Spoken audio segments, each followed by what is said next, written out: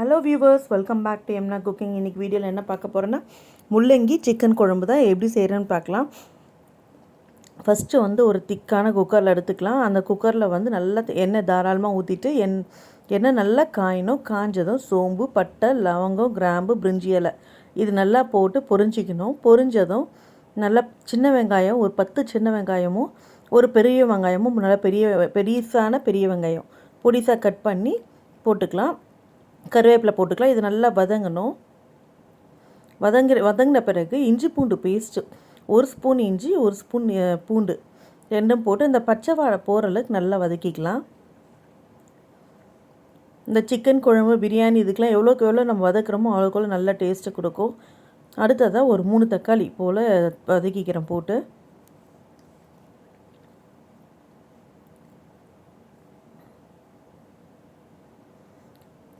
தக்காளியோடவே முள்ளங்கி போட்டு இந்த வெங்காயம், தக்காளி, இஞ்சி பூண்டு இதெல்லாம் போட்டு வதக்கினோன்னா நல்ல ஒரு வாசம் வரும். அதனால் கூடவே முள்ளங்கியும் போட்டு நல்லா வதக்கிக்கலாம்.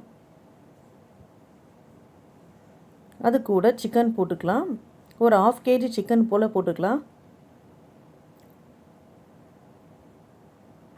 நல்லா போட்டு மிக்ஸ் பண்ணிக்கணும்.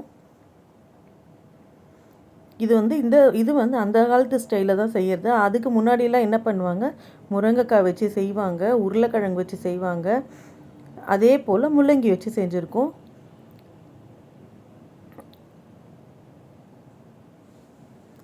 கரம் மசாலா, குழம்பு மிளகாத்தூள் எல்லாமே அவங்கவுங்க காரத்துக்கு ஏற்ப மாதிரி செய்யுங்க.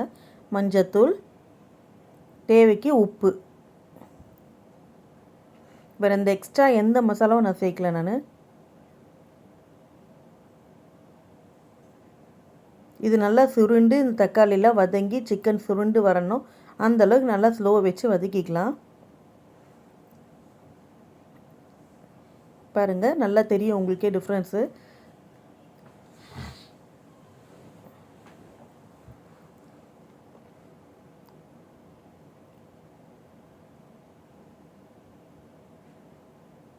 நல்லா எண்ணெய் பிரிஞ்சு வந்துடுச்சு. அதுக்கு அடுத்ததாக தேங்காயில் சோம்பு, கசகசா போட்டு அரைச்சி வச்சுருந்தேன்.